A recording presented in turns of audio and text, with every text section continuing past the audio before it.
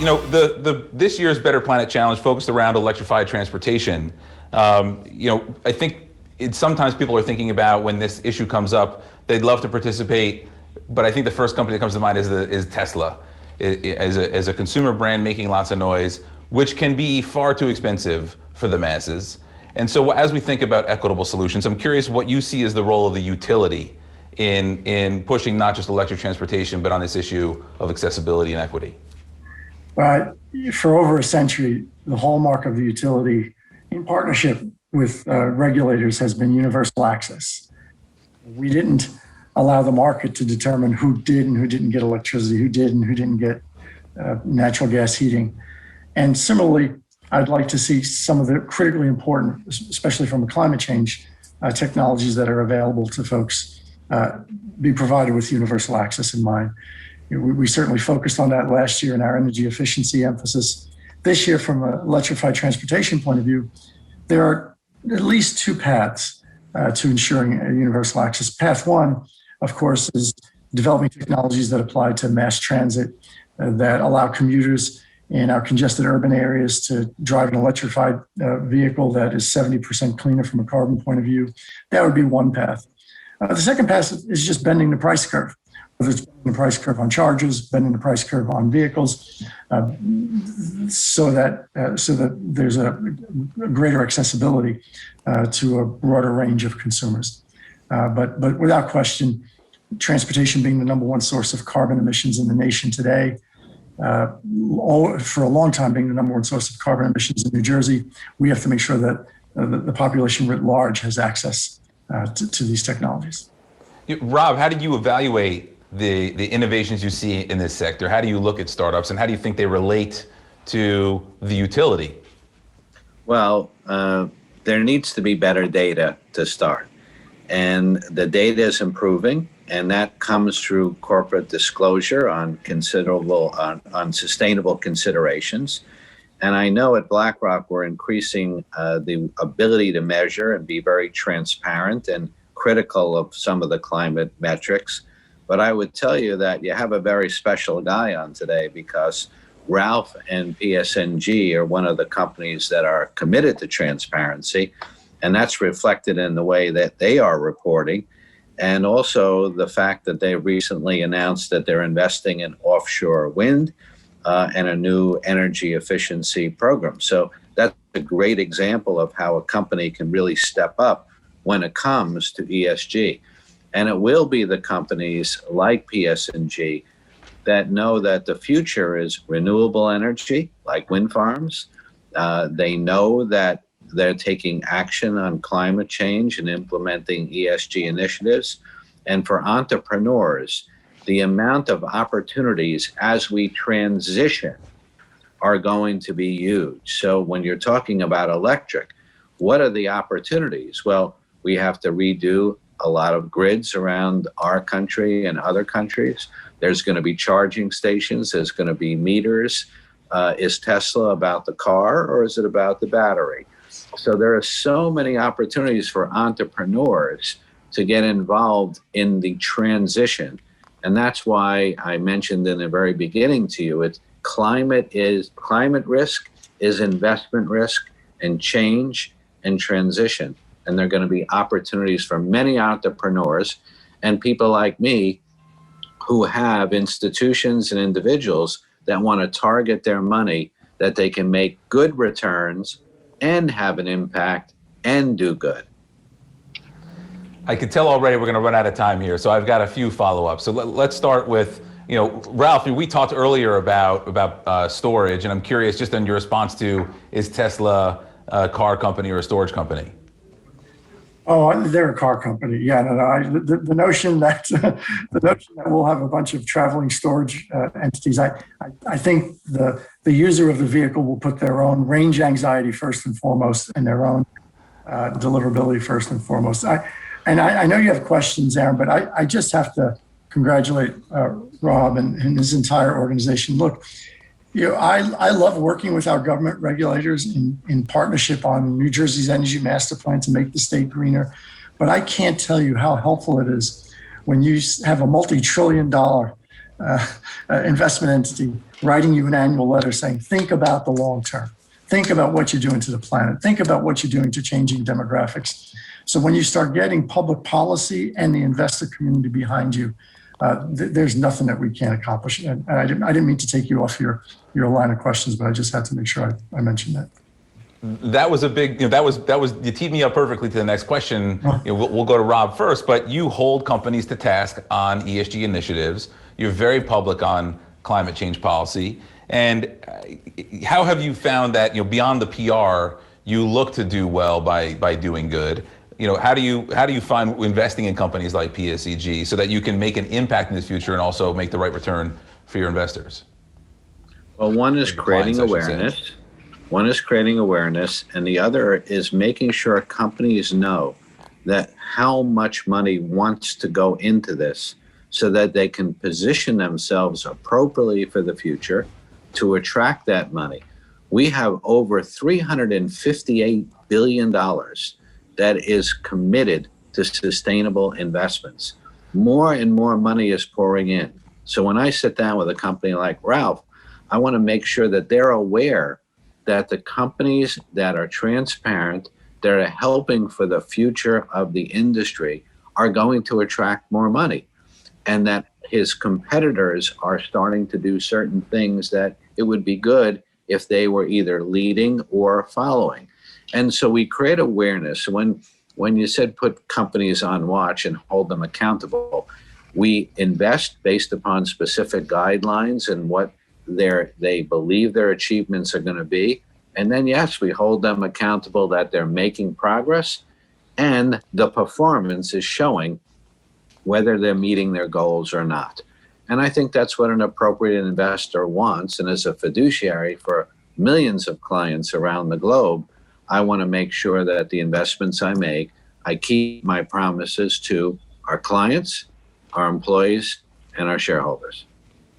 Have there been times when you have looked at an investment that's got an excellent financial potential outcome, but does not check the box for you on the ESG initiatives, and have had to walk away where you've struggled with some of these policies, or does it just make you double down in that same regard? I don't think the answer is to divest. I think the answer is to discuss with the company what the opportunities are, and then back them if they believe in that and are moving in that direction. And if they're not, we walk with our feet because we don't believe that they're on the right path. And there are so many different companies in the same industry that some are going to succeed where others are going to fail like anything else. But if they're not really focused on ESG, they're just missing a tremendous, important opportunity for the future. Ralph, a similar question, but from your point of view, how do you manage the stakeholder and the shareholder goals? And have you found ever that there's conflict? And how do you work through that on some of these principles? So to the extent that there's conflict, it's simply a question of timeframes. But I think one of our proudest moments is when we were recognized by the industry as being the company that does the best job of aligning the interests of shareholders with those of society. And remember, ESG was born out of the recognition that you wanted a sustainable business proposition. And sustainable meant you couldn't poison the planet. You had to make sure that what you were doing was in concert with what was environmental protection. S was in recognition of the fact that demographics are shifting and that no company can survive if they only appeal to a slice of the population, if they don't make full use of the richness of the supplier base, the employee population base. And that doesn't work unless people who are in your company that represent those constituencies feel respected and included. And then the G was a recognition of you better explain to people how you're making decisions and what decisions you're making, because information technology is going to reveal that no matter whether you choose to or not. So these were just very logical precepts, principles that a company would follow, recognizing the inevitable changes that were taking place in our environment, in technology, and in demographic shifts. And if you wanted to be around more than a couple of quarters, and we've been around 118 years, you better get on board this train because it's a fast moving one. Yeah. I mean, Rob, what would you say, on this fast-moving train, what are the biggest areas of opportunity? Where do you see places where entrepreneurs should be paying attention? You've talked about data. I'm curious, for the entrepreneurs watching and starting companies now, where do you think that there's a real opportunity? So I would say take the friction out of a business that you see that currently exists. Try to find ways to streamline, make them more convenient, make them more accessible to a wider group of people, and use technology for that. Analytics are very, very powerful. The audience is very big. We need data. We need information. Try to streamline that information and take the friction out of the business. It's a very simple model, but it's one that is the common thread of the most successful companies today. And take into account that you can have a great company, your employees can do well, your clients can do well, and your shareholders can do well, and you can have a social impact, which is good. It can be done. You just have to focus on it and want to do it. I couldn't agree more. One of my favorite entrepreneurs is a guy named David Kidder, who talks about painkillers, not vitamins, and I think that's what you're alluding to with taking the friction out of an industry. As it pertains, Rob, to electric transportation in particular, maybe from a global view, and then Ralph, I'll ask you more for a regional view. What are some of those areas of friction that you think present opportunity? Well, we can get incredible analytics out of a vehicle in an appropriate way that could help the insurance companies, for example, tell you what kind of driver you are. We might be able to cut down on the incidence of accidents, because we may find that cars that have a lot of technology are better driven in a very different way. Fuel efficiency. We may find that a mall may attract more people if they put up the electrical chargers, and people can go and shop and also get their car charged. So it may be a way of advertising or bringing people into their operation. There are so many different avenues. And I was telling someone today about an electric vehicle. Or do you think it's going to happen and it's going to be successful? Just think about the person that was sitting in a horse and buggy in downtown Manhattan, and they see the first Model T go by. Do you think there are going to be cars? Are they going to replace the horses and buggies? And the answer is yes. And it's time frame, as Ralph was saying.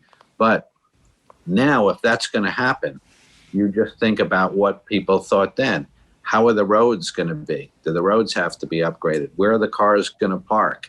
How many people can be in the car? All of those different things. So the adjacencies to the main example, if it's an electric car, what are the adjacencies where you could take the friction out of that and try to figure out how to create a business around that? And I think if you sit down one night and you get a bunch of people, you're going to come up with some incredible ideas which will make it more efficient and better for the environment and have a company that could really thrive. And there might even be a contest you could apply to about creating a better planet where you could win $50,000 and even talk to PSEG with that idea in mind. So Ralph, Rob brings up a variety of issues that have private and public sector implications, or even some ethical implications that if we have time I want to get to. But from your point of view, where do you see the opportunity more regionally for New Jersey? So Rob brought up some great opportunities. Let me just bookend it, right? So from my point of view, right now the challenge is range anxiety, and in the absence of charging infrastructure, you don't have people buying electric vehicles, and in the absence of people buying electric vehicles in New Jersey, you don't have people coming in to put the infrastructure. So as a company, what we've said to regulators is let us invest in the infrastructure so we can mitigate some of this range anxiety, and let us do it on highly traveled corridors. Let us do it for fleets that serve public good, whether that's school systems or municipal fleets and things of that nature. And then maybe the market will take off. And if you think about the size of this opportunity, right? Once upon a time, if you were in the business of transporting people, you thought about how much profit you could make per car. And then we had a bunch of disruptors who came along and said, cars just sit around for like 2/3 of the time. Maybe it's not how many dollars per car. Maybe it's how many dollars per mile, and I get better use out of those cars, right? So information then became a means by unleashing the power of the idle car. Well, if you start thinking about self-driving vehicles, now all of a sudden it's not the profit I can make per car, it's not the profit I can make per mile, it's the profit I could make per person minute in that car. Because now I've got 4 people spending an hour and they're doing whatever they needed to do instead of worrying about traffic conditions and various other things. So if you do that arithmetic, and I know we don't have time to do it now, you're literally talking multiple orders of magnitude of market potential for people who want to take to use Rob's language, friction out of our daily lives. And don't think of this as a per vehicle opportunity. Think of this as a per person minute opportunity. And how can I make that person more productive every minute? So it's information technology, it's monitoring technology, it's sensing technology, it's a whole variety of things. But right now in New Jersey, sorry, you asked a simple question and I went off on a tangent. Right now in New Jersey, it's getting that infrastructure in place so people start buying these cars. Well, I have a feeling that both of you could do the arithmetic, but we like you said, we don't have time for it now. There's quite a bit of social unrest over the past year, and I'm curious the connection between a clean energy future and electrified transportation. If you think there is a correlation to some of the issues culturally that we're dealing with today. Well, the one thing I would say is that technology has no borders. And because of that, the data, the social media, all the things that we're being bombarded with are much broader than what we grew up and were bombarded with. States have borders, schools have borders, your house has a border, your community. We all know the rules within our border. But with technology, it has no borders. And I think there's too much data, and we're all across the world having problems getting all that data and trying to figure out what it means, how we should act, what the rules should be. And it's creating a lot of tension around the globe. And until we all as a society figure that out, it's going to be very, very hard to stop a lot of the issues that have been around for a long time, but are just bombarding us more and more every single day. So culling that down and creating rules so that we know how to operate better than we have in the past, I think will be better for everyone. And there'll be businesses to do in that as well as figuring that out. Absolutely. Ralph, we're almost out of time, but any additional thoughts on that point? Yeah, no, Rob hit it right on the head. Look, I was born in Brooklyn, raised in Queens. New York City is allegedly a melting pot. I was one of the most homogeneous neighborhoods that one could possibly imagine, right? So we had borders, and now there are 2 trends that cannot be changed and should not be changed and should be embraced.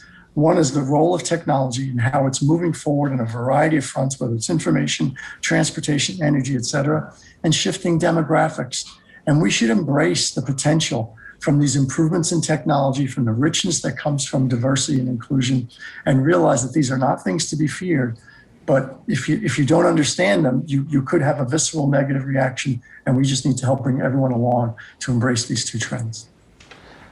Ralph, you've heard me say this a few times, but I think that you are setting the stage for how other utility CEOs could embrace the technology community, and I appreciate that. Rob, I very much appreciate your joining us here today. It seems like maybe you and I should spend a little bit more time at the PSEG headquarters. I think it might do something good for the head. I think Ralph's got the best head of hair in New Jersey. I'm pretty sure. But in the spirit of electric everything, I thought I would thank you officially with this very fancy hat. If it's going quickly enough. It's working, that's great. Is it working? I hope it's working. Rob, any closing thoughts while we wait for this ridiculous hat to finish scrolling? No, I hope it's a solar-powered hat, though. But thank you very much. I look forward. I really appreciate both of you joining us in this program. Happy Earth Day to you. I hope that, Rob, we'll see you at Propelify, where we embrace the culture of propelling ideas into action. Clearly something that you've done, that Ralph does. We normally end in person with a high five, which we can't do in person, but I'll invite you to join with the high five, the camera on the count of 3. 1, 2, 3, boom. Thank you so much for joining us. I really appreciate it. Happy Earth Day.